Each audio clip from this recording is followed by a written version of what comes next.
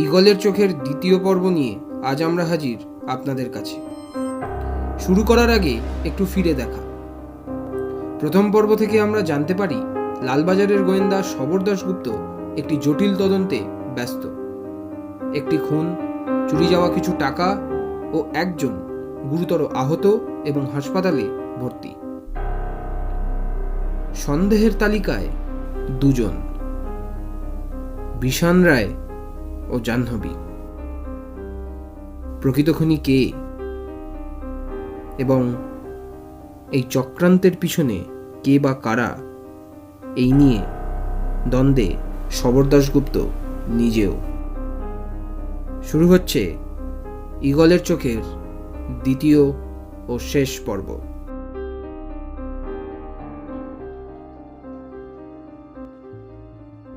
কেমন আছেন ম্যাডাম? আপনি কে বলুন তো? আপনাকে কি আমি চিনি?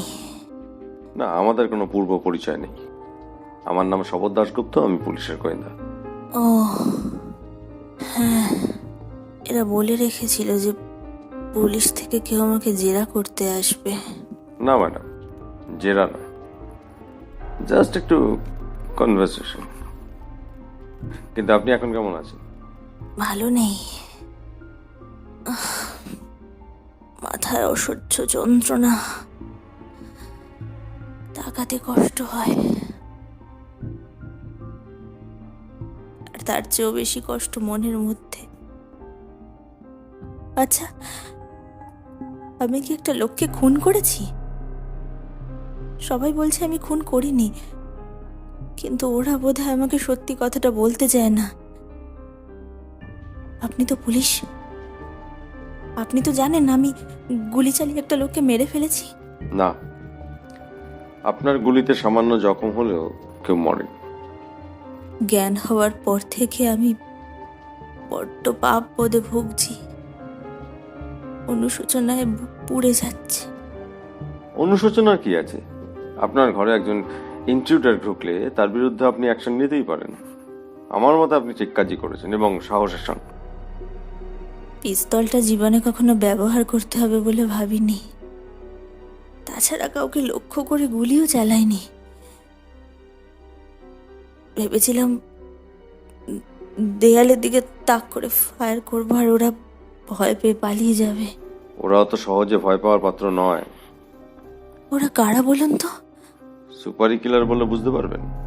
ওসব আজকাল সবাই বোঝে। আমি যাকে গুলি করেছি সে তাহলে বেঁচে আছে তো? আছে বলেই মনে হয়, তবে সে ধরা পড়েনি, পালিয়ে গেছে। লুটপাট করতে এসেছিল তো? মনে হয় না। আপনার ঘর থেকে কিছু চুরি গিয়ে থাকলে আপনি ছাড়া কেউ ভালো করে বুঝতে পারবে না। তবে চুরি বা ডাকাতিটা উদ্দেশ্য ছিল না। সুপারি কিলার বললেন না? তার মানে কন্ট্রাক্ট কিলার তো? হ্যাঁ, আমাকে মারতে এসেছিল? তাই তো মনে হয়। কিন্তু কেন? সেটাই তো এখন লাখ টাকার প্রশ্ন। কেন? ভারী আশ্চর্য ব্যাপার তো। আমাকে কেন কেউ খুন করবে? আমি তো কারোর কোনো ক্ষতি করিনি। ভাবতেই যে আমার মাথা ঘুরে যাচ্ছে। উত্তেজিত হবে না, উত্তেজিত হবে না। আমি তো শুনেছি আপনি একজন তেজস্বিনী মহিলা।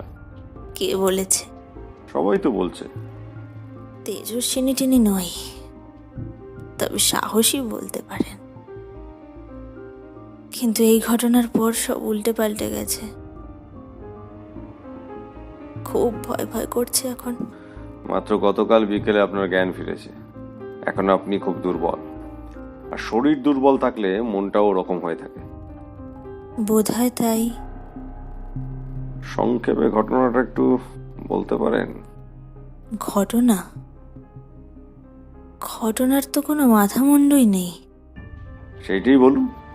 আমরা একটু আর্লি শুতে যাই রাতে, ধরুন 10টা নাগাদ। খুব প্রয়োজন ছাড়া কখনো লেট করি না। টিভি সিরিয়াল দেখার নেশা আমার নেই, তবে নন্দিনী বেশ রাত অব্দি জেগে থাকে, ওভারখলিক। কাজ ছাড়া থাকতে পারে না। আচ্ছা, একটা কথা বলবেন? কি কথা? গতকাল রাত থেকে আজ অবধি নন্দিনী আমাকে একবারও দেখতে এলো না। এরা এই হাসপাতালের পেশেন্টদের মোবাইল ফোন অ্যালাউ করে না। তবু আজ সকালে এক সিস্টারকে ধরে কয়ে ফোন করিয়েছিলাম, কিন্তু নন্দিনীর ফোন সুইচ অফ বলছে। কি ব্যাপার বলুন তো?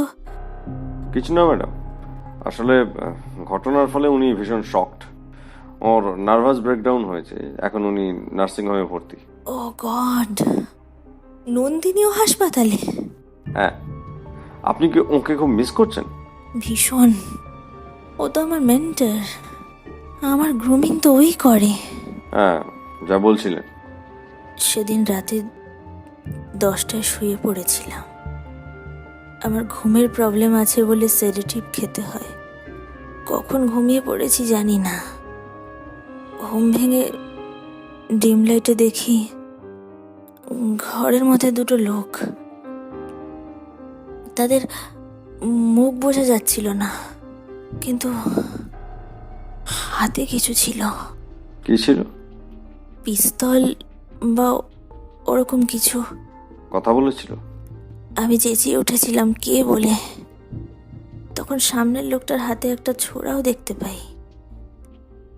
আমার বালিশের পাশেই আমার পিস্তলটা থাকে। কোনোদিনও কাজে লাগবে বলে ভাবিনি। ওই বিপদের মুখে পিস্তলটার কথা মনেও পড়েনি, কিন্তু হাতে ভর দিয়ে উঠে বসতে গিয়েই হঠাৎ ডান হাতে পিস্তলটা পেয়ে যাই। একটু ভাবনা চিন্তা না করে গুলি চালিয়ে দিতেই লোকটা যা সালা বলে একটা আর্তনাদ করে পড়ে গেল। তারপর? তারপরের ব্যাপারটা ব্ল্যাক অ্যান্ড ব্ল্যাক আউট। পরে শুনেছি আমার মাথায় গুলি করা হয়েছে, কিন্তু মাথায় গুলি লাগলে তো আমার বেঁচে থাকার কথা নয়। আবার বলছি, আপনি তেজস্বিনী মহিলা। আর হ্যাঁ, গুলিটা মাথায় লাগলেও ভাইটাল পার্টে লাগেনি। ফ্যাটাল ইনজুরি না, তবে সিরিয়াস ইনজুরি। আপনি প্রায় 15 দিন কনসাস ছিলেন না। আমার গুলিতে সত্যি কেউ মরেনি তো? না, আর মরলেও ভারতের সংবিধান অনুযায়ী তাতে আপনি অপরাধী সাব্যস্ত হন না। আত্মরক্ষার জন্য খুন করা অপরাধ নয়। সংবিধান নিয়ে কি আমাদের জীবন চলে? আমার হাতে কেউ খুন হয়ে থাকলে সে গুন্ডা বদমাস যাই হোক, আমার নিজেকে বরাবর অপরাধী মনে হবে। আপনি ওদের কারো মুখ দেখতে পেয়েছিলেন? আমার ঘরে জোরালো আলো থাকে না, আর ঘুমের সময় আমি আলো সহ্য করতে পারি না বলে খুব কম পাওয়ারের একটা আলো জ্বালানো থাকে। ফলে ঘরটা একরকম আবছা অন্ধকারই ছিল। দুটো লোককে দেখেছিলাম আবছা ভাবে, তবে তারা পুরুষ, আর মনে হয় বয়সও খুব বেশি নয়। লম্বা না বেটে? লম্বা নয়, বেটেও নয়, গড়পড়তা হাইট। পোশাক? এই তো, আপনি তো আমাকে শেষ অবধি জেরাই করছেন, তাই না? অথচ বললেন কনভার্স করতে চান। মাফ করবেন, কেসটা এমন ঘাড়ে চেপে আছে যে বেখেয়ালে আপনার উপর একটা প্রেশার ক্রিয়েট করে ফেলছি তো। আপনার হাসিটা কিন্তু ভারী সুন্দর। আচ্ছা, আপনি কি একটু শক্ত ধাতুর লোক? ও কথা বলছেন কেন? আপনার চোখ দুটো কিন্তু ভীষণ পেনিট্রেটিং। তাকালে যে কেউ একটু ভয় পাবে। দয়া করে আপনি যেন ভয় পাবেন না, কারণ আমি ইতিমধ্যেই আপনাকে সাহসী বলে মনে করতে শুরু করেছি। আপনাকে দেখে মনে হয় না যে আপনি মহিলাদের কমপ্লিমেন্ট দিতে পারেন। ফাঁকা কমপ্লিমেন্ট নয় ম্যাডাম। যাকে আর যদি কিছু মনে পড়ে থাকে তাহলে বলুন, খুব বেশি স্ট্রেস দেওয়ার দরকার নেই। জাস্ট চোখ বুজে একটু ভাবুন, সেই রাতের আর কোনো ডিটেলস আপনার মনে পড়ে কিনা। নিশ্চয়ই চেষ্টা করব, কিন্তু আমি যখন মারা যাইনি আর ডাকাতরাও যখন তেমন কিছু নিতে পারেনি, তখন তদন্তের কি আর কোনো দরকার আছে?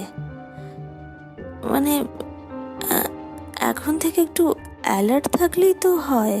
কিন্তু পুলিশকে তো শেষ পর্যন্ত তদন্ত করে দেখতেই হবে। আমরা তো এই জন্যই বেতন পাই। তা অবশ্যই ঠিক। আপনি যখন বলছেন তখন আমি নিশ্চয়ই সেই রাতের ডিটেলস মনে করার চেষ্টা করব। এখানে আমার একটুও ভালো লাগছে না। কবে যে ছাড়বে এরা। আপনার কামব্যাকটা খুব অ্যামেজিং। ডাক্তাররা আশাই করেনি যে আপনি এত কুইক রিকভারি করবেন।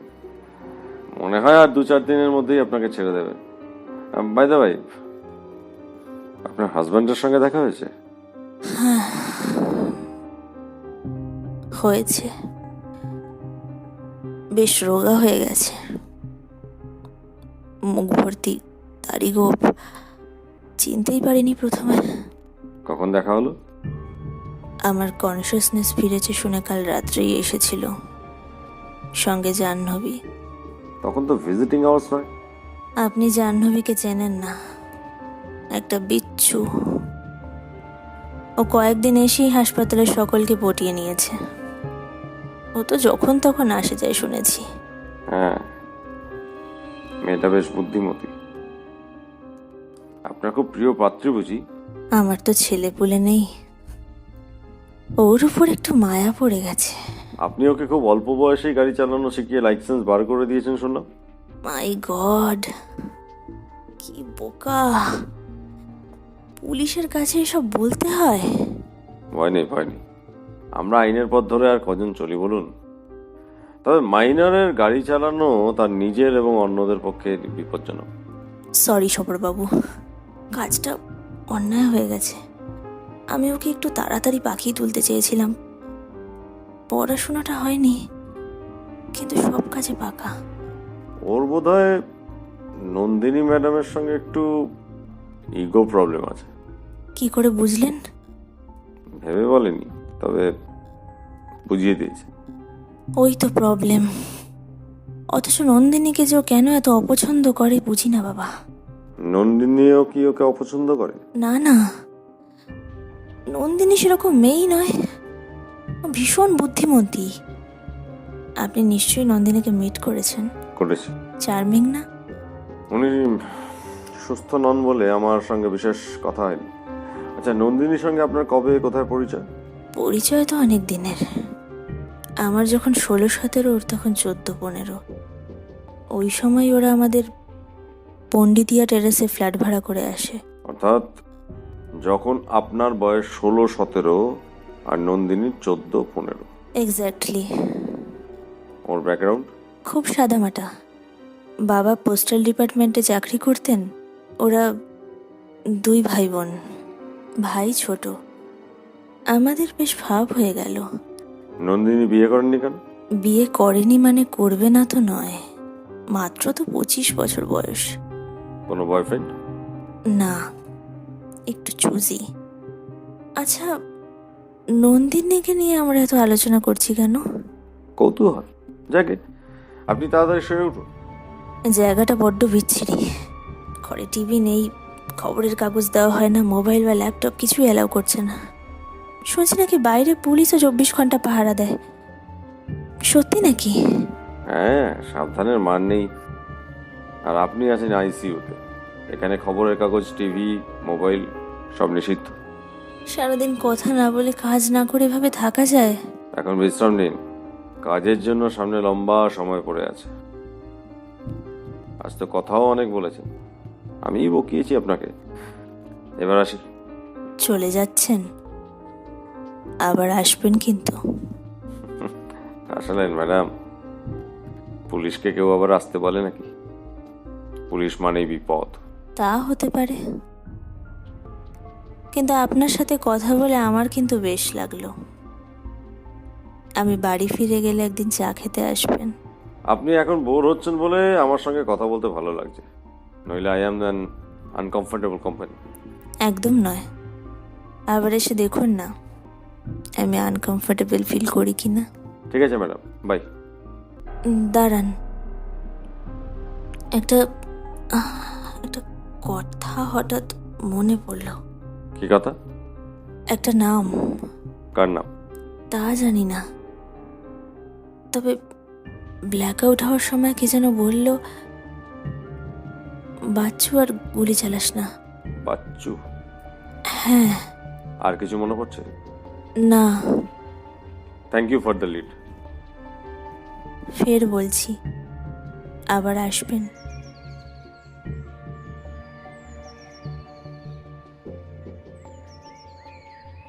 দুদিন পর এক ভোরবেলা পুলিশ বাদু মণ্ডলকে তুলে নিল তিলজলা থেকে। তার দুদিন পর ভিক্টর ধরা পড়ল পার্ক সার্কাসে। দুজনেরই প্রাথমিক স্টেটমেন্ট তারা ডাকাতি করতে ঢুকেছিল, খুন করার উদ্দেশ্য ছিল না, কেউ সুপারি দেয়নি, বাধা পড়ায় গুলি চালিয়ে দিতে হয়। এই বিবরণ বার চারেক 4 পুলিশ অফিসারকে দেওয়ার পর অবশেষে একদিন শবর দাশগুপ্তের মুখোমুখি হতে হলো তাদের, এবং সঙ্গে সঙ্গে তারা বুঝতে পারল বিপদ। এই সাদা পোশাকের সাদামাটা চেহারার লোকটা উঁচু গলায় কথা অবধি বলে না, ভারী মোলায়ম ভাষায় কথা কয়, গালাগাল দেয় না, ফালতু গরমও খায় না। একবার দুটো বাঘা চোখে দুজনের দিকে চেয়ে নিয়ে চোখ নামিয়ে টেবিলের উপর একটা পেপার ওয়েট এক হাত থেকে অন্য হাতে এবং অন্য হাত থেকে ফের আগের হাতে করাতে করাতে বলল, টার্গেট কজন ছিল? একজন না দুজন? মাইরি বলছি স্যার, খুন খারাপই আমাদের লাইন নয়, এই ধরা পড়ার ভয় মেরে দিতে হলো স্যার। শবর প্রশ্ন না করে অনেকক্ষণ দুজনের দিকে চুপ করে চেয়ে বসে রইল, যেন গভীরভাবে কিছু ভাবছে। মিনিট দুয়েক পর একটা বড় শ্বাস ফেলে বলল, একটা প্রশ্নের জবাব না পেলে আমার অঙ্কটা মিলছে না। তোদের টার্গেট কজন ছিল? একজন না দুজন? দুজনেই মুখ তাকাতাকি করে চুপ করে রইল অধবদন হয়ে। ভিক্টর, তুই বলবি? আমার যতদূর মনে হয় যে সেই রাতে তুই অপারেশনটা লিড করছিলি, বাদু নয়। কাউকে মারার ইচ্ছে ছিল না স্যার, বিশ্বাস করুন। এই গোলেমালে হয়ে গেল, আমাদের আফসোস হচ্ছে স্যার। তুই যাকে বাঁচানোর চেষ্টা করছিস সে একজন মাইনর। যদি ধরা পড়ে তাহলে জুভেনাইল কোর্টের ট্রায়াল হবে, বড় যত 3 বছর কারেকশন হোমে সাজা কেটে বেরিয়ে আসবে। তাকে বাঁচানোর চেয়ে তোর নিজের গর্দান বাঁচানো অনেক বেশি ইম্পর্টেন্ট। ভিক্টর শুকনো মুখে বলে, আমাদের গর্দান তো যাবেই স্যার, আপনি কেস নিলে কি আমরা বাঁচবো? কেস নেওয়ার আমার কি দায়? চার্জশিট দেবে লোকাল পুলিশ। কেস স্ট্রং হলে ঘষে যাবি, আর না হলে দাদা ফাদা থাকলে ওই চার্জশিটে জল ঢুকে যাবে। কোর্টে কত ক্রিমিনাল কেস এরকম ঝুলে আছে জানিস? শুনলাম তোদের হয় নাকি একজন ঝানু উকিল মাঠে নেমেছে। দুজনেই একটু অধবদন। কথাটা কি কোর্টেও বলতে হবে স্যার? জিজ্ঞেস করলে বলবি, তোর যদি ইচ্ছা হয়। আমাদের টার্গেট একজন ছিল স্যার, নন্দিনী। তাহলে শিবাঙ্গীর ঘরে ঢুকেছিলি কেন? কাজটা তো গ্র্যাটিসের ছিল স্যার, আমরা কন্ডিশন করেই নিয়েছিলাম ল্যান্ডলেডির ঘর থেকে কিছু মাল্লু কামিয়ে নেব, কিন্তু ঘুমপাড়ানি রুমাল বের করার সময়ই পাইনি, উনি গুলি চালিয়ে দিলেন। মরেও যেতে পারতাম স্যার। তারপর? বাদু ভয় পেয়ে পাল্টা ফায়ার করে, আমি বারণ না করলে আবার গুলি চালিয়ে দিত। কাজটা অন্যায় হয়েছে স্যার, ব্রিচ অফ ট্রাস্ট। শিবাঙ্গীকে আমাদের মারার কোনো কথা ছিল না স্যার। শবর চিন্তিত মুখে বলে, আমার অঙ্কটা তবু মিলছে না। আগে কিসের অঙ্ক স্যার? তোদের হয়ে যে উকিল মাঠে নেমেছে তার নাম কি জানিস? না স্যার, তবে একজন সেপাই বলছিল আমাদের জামিনের জন্য নাকি উকিল চেষ্টা করছে। কথাটা বিশ্বাস হয়নি। আমাদের মা বাবারাও চায় যে আমরা জেলে বন্ধ থাকি। কিন্তু ওখানেই তো গন্ডগোল। তোদের উকিলের নাম ব্রজবাসী দত্ত, কখনো নাম শুনেছিস? না স্যার। কলকাতার টপ ক্রিমিনাল লয়ারদের মধ্যে একজন, অনেক টাকা ফি। টাকাটাকে দিয়েছে জানিস? না স্যার। আর ওখানেই তো অঙ্কটা মিলছে না। শবর আবার কিছুক্ষণ চুপ করে বসে রইল, তারপর একটা দীর্ঘশ্বাস ফেলে উঠে দাঁড়ালো, বলল, ঠিক আছে, আজ এই পর্যন্তই, দরকার হলে আবার আসবো।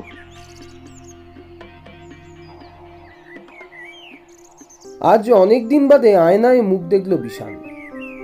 নিজের দাড়িগোপওয়ালা এই মুখটা তার চেনা নয়, যেন একটা অচেনা লোক তার সামনে। অনভ্যস্ত দাড়িতে গাল কুটকুট করছে। একবার ভাবলো কেটে ফেলবে কিনা, তারপর ভাবলো থাক, তার বেশ কিছু দাড়ি পেকে গেছে। এটা সে এতদিন টের পায়নি। তাকে বোধহয় একটু বয়স্ক দেখাচ্ছে। বয়স্কই। সে অনেকদিন জগিং করেনি, কোনো রকম ব্যায়াম করেনি, ফলে এখন তার শরীরের গাঁটে গাঁটে ব্যথা। বেশি পরিশ্রম করতে পারে না। সে যে একসময় দারুণ স্প্রিন্টার ছিল, এ তার নিজেরই বিশ্বাস হয় না। গত 25 দিন সে মদ খায়নি। অসম্ভব টেনশনে মদ ভালো কাজ করে, কিন্তু তার তেমন ইচ্ছে হয়নি। প্রথম 4-5 দিন মদ পেটে না থাকায় ঘুম হচ্ছিল না। এখন হচ্ছে, খুব গাঢ় ঘুম নয়, তবু হচ্ছে তো। আজ রবিবার। সকাল থেকে রাত একা একটা ছুটির দিন কিভাবে কাটাবে সেটাই চিন্তার বিষয়।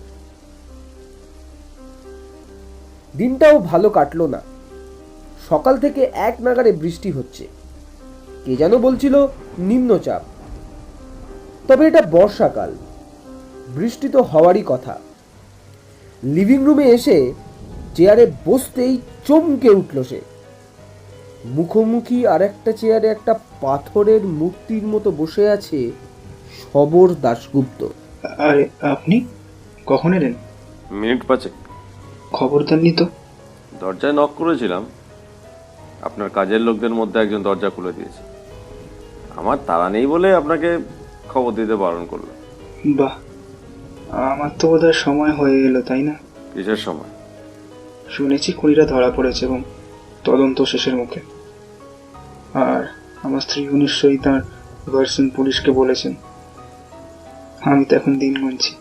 কেন, খুনটা কি আপনি করিয়েছেন? না, কিন্তু সে কথা কে বিশ্বাস করবে বলুন? পুলিশ যে আপনাকে সাসপেক্ট ভাবছে তা কি করে বুঝলেন? Gut feeling. আপনার ফিলিং নির্ভুল নয়। আপনি কি কিছু বলতে এসেছেন? সিরিয়াস কিছু? আপনাকে বেশ গম্ভীর দেখাচ্ছে। আমি আপনাকে কয়েকটা প্রশ্ন করতে চাই, বিরক্ত হবেন না তো? আরে না, আমার আর লুকোনোর কিছু নেই। আমি চাই তদন্তটা যাতে তাড়াতাড়ি শেষ হয়ে যায়। আপনি কি কখনোই টের পাননি যে নন্দিনী আপনার প্রতি আসক্ত? এই প্রশ্নের জবাব তো আমি আগেই দিয়েছি। না, দেননি। আপনি এড়িয়ে গেছেন। কিছুক্ষণ চুপ করে চিন্তিত মুখে রইল বিশাল। তারপর বলল, আমার তেমন সূক্ষ্ম অনুভূতি নেই। তার মানে কি, একটু এক্সপ্লেন করবেন? শুনলে আমার ওপর আপনার হয়তো ঘেন্না হতে পারে। আমি ক্রিমিনাল ঘেঁটে বুড়ো হলাম? আমার দুঃসম্পর্কের এক বৌদি, বয়সে 7-8 বছরের বড়। সিডাকশনটা প্রায় 4-5 বছর ধরে চলেছিল। প্রেম নয়, just sex, sex, sex and sex. কি বলবো, I was almost trained out by women in that early age. কাউকে রিফিউজ করতাম না। একটা অ্যাডভেঞ্চারের আনন্দ তো ছিল, তাই না? তারপর গো অ্যাহেড। এর ফলে আমার রোমান্টিক সেন্সটাও ভোতা হয়ে গেল। আপনাকে তো বলেছি, আমার বন্ধুরা আর আমি অনেক সময় পয়সা দিয়ে মহিলা জুটিয়ে নিতাম। এখন বোধহয় আমার 33 বছর বয়স। এখন টের পাই মহিলাদের প্রতি আমার আর কোনো লাগাম ছাড়া আকর্ষণ নেই। বড্ড বেশি ব্যবহৃত হলে বোধহয় এইরকমই হয়। আপনার নিশ্চয়ই আমাকে লম্পট বলে মনে হচ্ছে, তাই না? লম্পট নন, তা বলছি না। তবে লম্পট থাকলেও আপনি বোধহয় কোনো মহিলাকে কখনো সেডিউস করেননি। না, তার আর দরকার হয়নি। বারবার আমি সিডিউসড হয়েছি। তার কারণ আপনার ভালো চেহারা এবং সুইট পার্সোনালিটি। কে জানে কি। তবে মেয়েদের কাছে অ্যাট্রাকটিভ হওয়ার জন্য আমি কোনোদিনই কোনো চেষ্টা করিনি। যা হয়েছে এমনিতেই হয়েছে। তবে ইদানিং মাঝে মাঝে বিমর্ষ ফিল হয়। আমার ভীষণ প্রিয় এক বন্ধু আছে জানেন, ইন্দ্রনীল। ভালো সন্তুর বাজায় এবং নানা জায়গায় প্রোগ্রামও করে। সে বিয়ে করার পর তার নতুন বউ আমাকে ইশারা ইঙ্গিত করতে শুরু করলো এবং টেলিফোনে নানা সাংকেতিক কথা বলতো, নানা রকম মেসেজ পাঠাতো। আমার তখন ভীষণ আত্মগ্লানি হলো জানেন। মনে হলো ইন্দ্রনীলের স্ত্রীকে ভোগ করলে আমার আর আয়নায় নিজের মুখের দিকে তাকাতে পারবো না। জোর করে সব রকম কমিউনিকেশন বন্ধ করে দিলাম। এটা মরিয়া হয়ে অনেক পাগলামি করেছিল জানেন। তার মানে আপনি কখনো তেমন করে কারো প্রেমে পড়ার সময় পাননি? প্রবলেমটা সময়ের নয়, প্রবলেমটা অ্যাকচুয়ালি অ্যাটিটিউড। কিন্তু আপনি আমাকে বোধহয় নন্দিনীর বিষয়ে কিছু জিজ্ঞেস করছিলেন। যদি আপত্তি না থাকে তাহলে বলুন। আপনার কাছে প্রথমেই আমি ক্ষমা চাইছি। আসলে আমি আপনাকে একটু মিথ্যে বলেছিলাম। যে মেয়েটি মারা গেছে তার সম্পর্কে কথাটা বলতে আমার ইচ্ছে করেনি অ্যাকচুয়ালি। তবে এখন ভাবছি সত্য গোপন করলে হয়তো পুলিশের কাছে অসুবিধা হবে, তাই বলছি। হ্যাঁ, নন্দিনীও আমাকে সিডিউস করেছিল কয়েকবার। শিবাঙ্গী পাশের ঘরে আছে জেনেও? হ্যাঁ, বোধহয় মেয়েদের এসব ব্যাপারে একটু সাহস বেশি। আর নন্দিনী বোধহয় চাইতো ধরা পড়তে, তাতে শিবাঙ্গীর সঙ্গে আমার দূরত্বটা আরও বাড়ে। শিবাঙ্গী কি টের পেয়েছিলেন? না, ও ঘুমের ওষুধ খেয়ে ঘুমায়। আপনার ধারণাটা বোধহয় ভুল। কেন এ কথা বলছেন কেন? সেটা পরে বলছি। এবার আরো একটা সেন্সিটিভ প্রশ্ন। বলুন। নন্দিনী ছাড়া আর কেউ কি আপনার সঙ্গে উপগত হতে চেয়েছে এ বাড়িতে? না না, আর কে? একটু ভেবে বলুন। এসব কি আর ভেবে বলতে হয়? আপনি বলতে চাইছেন না, কিন্তু আমি যে জানি। হঠাৎ বিশানের মুখটা লাল হয়ে উঠল। টেবিলের ওপর রাখা একটা জলের বোতল থেকে খানিকটা জল খেলো। তারপর কেমন যেন কুঁকড়ে গিয়ে দুহাতে মুখটা ঢেকে চাপা গলায় বলল, please please mister Das, please please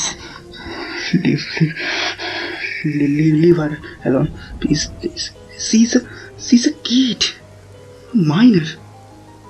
শুনুন বিশানবাবু, ভারতের সংবিধান মতে একটি মেয়ে 18 বছর বয়সের আগে অ্যাডাল্ট বলে গণ্য হয় না। কিন্তু মানুষের যৌবন তো আর সংবিধান মেনে আসে না।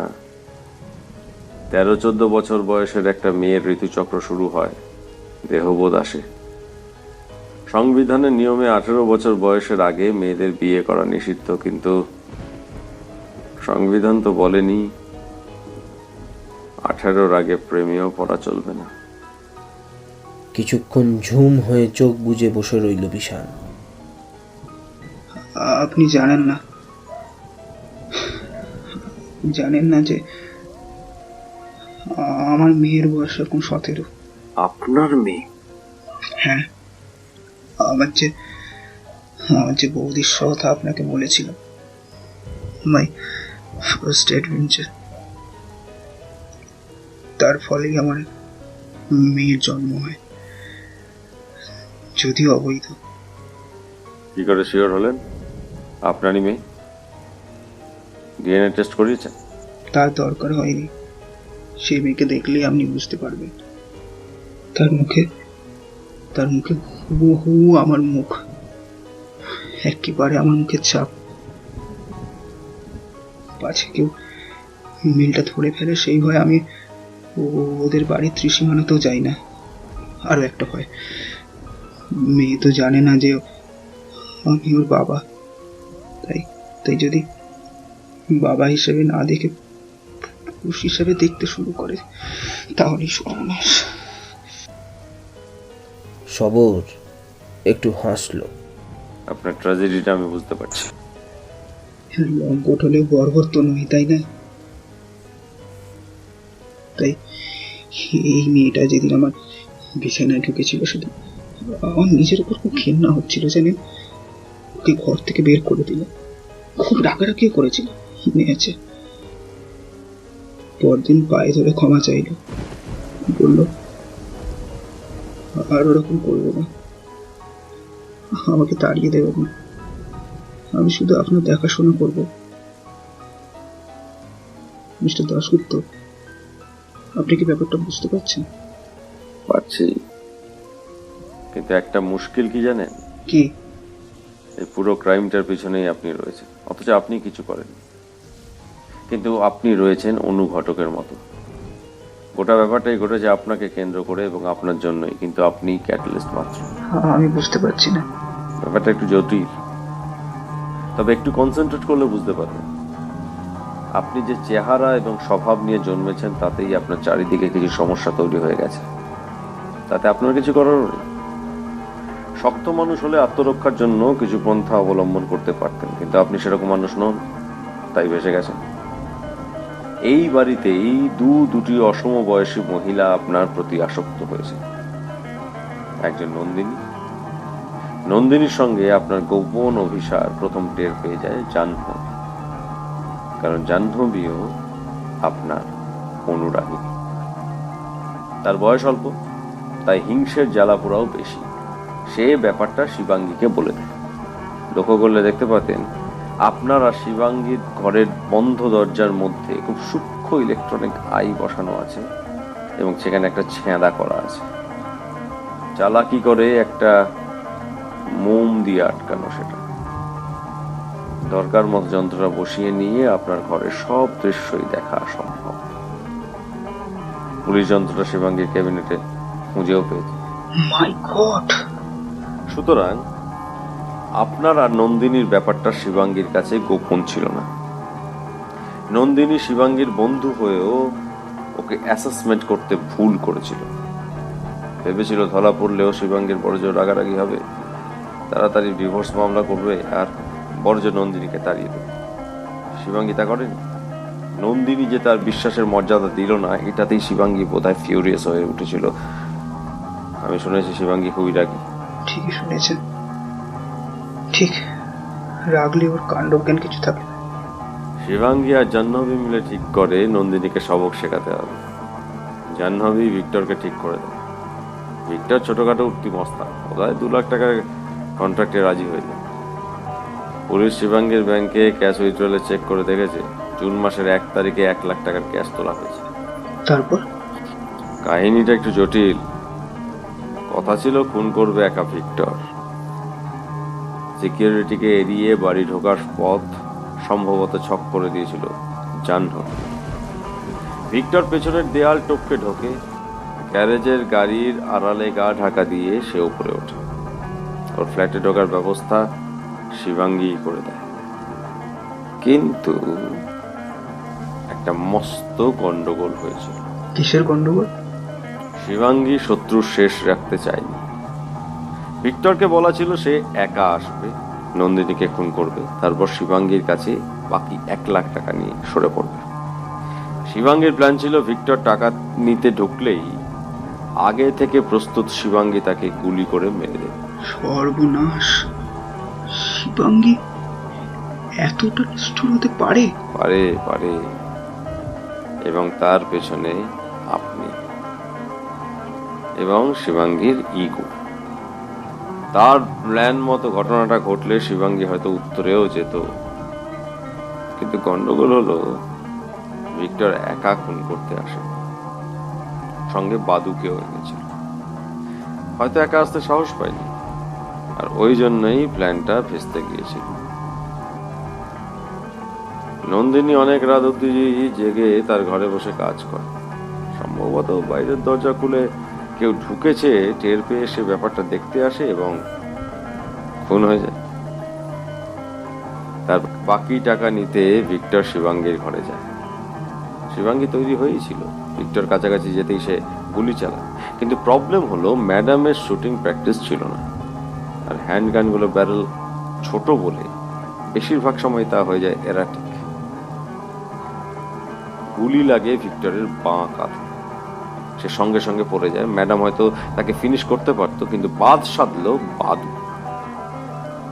সে গুলির আওয়াজ পেয়ে ছুটে এসে ম্যাডামের হাতে পিস্তল দেখেই সে ফায়ার করে। আমার দম বন্ধ হয়ে আসছে। আমি কি একটু জল খেতে পারি? অবশ্যই। এবার জল খেতে গিয়ে কাঁপা হাতে জল চলকে পড়ল বিশানের বুকে। জল খেয়ে দম ধরে বসে রইল একটু, তারপর ধরা গলায় বলল, এবার বাকিটা বলুন মিস্টার দাশগুপ্ত। ম্যাডাম আগুন নিয়ে খেলছিলেন, বুঝতে পারেননি? বাদুর গুলিতে ওর মারা যাওয়ারই কথা, কপাল জোরে বেঁচে গিয়েছে। হ্যাঁ, ডাক্তারও বলছিলেন উনি খুব অল্পের জন্য বেঁচে গেছেন। স্কালে ঢুকলেও গুলি ভাইটাল জায়গাগুলো টাচ করেনি। জ্ঞান ফেরার পর শিবাঙ্গীর নতুন প্রবলেম দেখা দিয়েছে। উনি জানেন না নন্দিনী সত্যি মারা গিয়েছেন কিনা বা খুনিরা ধরা পড়েছেন কিনা। ওর কাছে খবরের কাগজ, মোবাইল বা টিভি নেই। ডাক্তাররা সবাইকে বলে দিয়েছে ওর কোনো খবর দেয়া চলবে না। আমাকে উনি বারবার নন্দিনীর কথা জিজ্ঞাসা করছিলেন। আমাকেও করেছেন, জাহ্নবীকেও।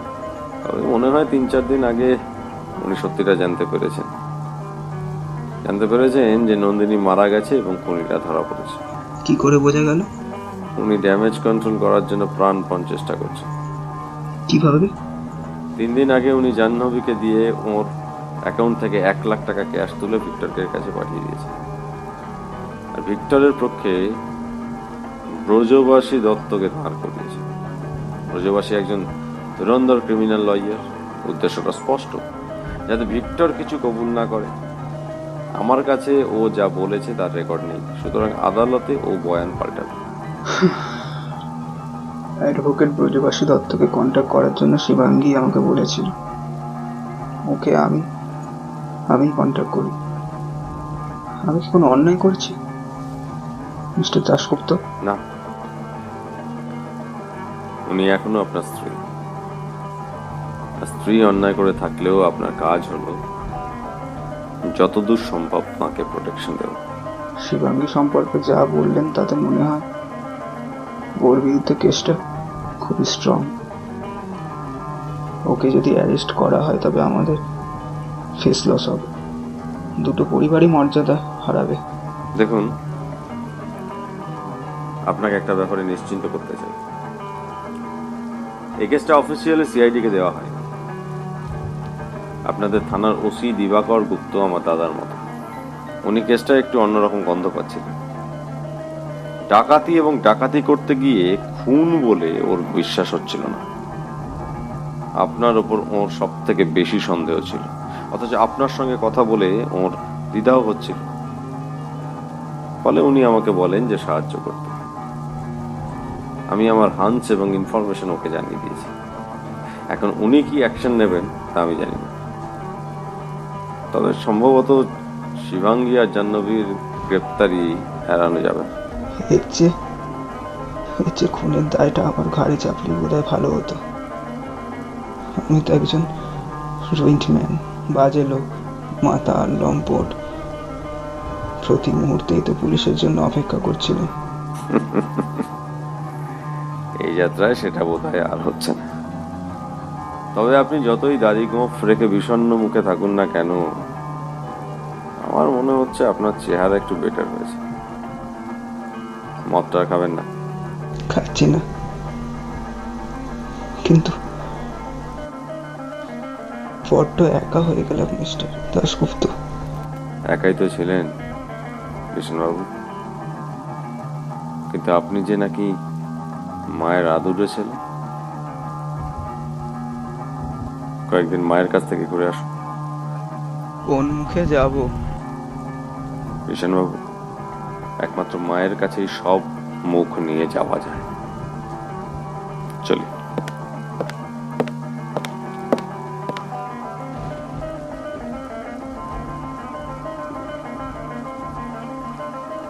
শুনছিলেন ঈগলের চোখের দ্বিতীয় ও শেষ পর্ব। বিশান রায় আদিত্য, শবর দাশগুপ্ত সুমন, শিবাঙ্গী ও জাহ্নবী প্রথমা, বাচ্চু, ভিক্টর, বাদু মণ্ডল, অর্ণব। সূত্রধর ও গল্প পাঠে আমি সায়ন্তন। এডিটিং ও শব্দগ্রহণে অর্ণব। সমগ্র পরিকল্পনা ও পরিচালনায় টিম ব্রেকের স্টোরি।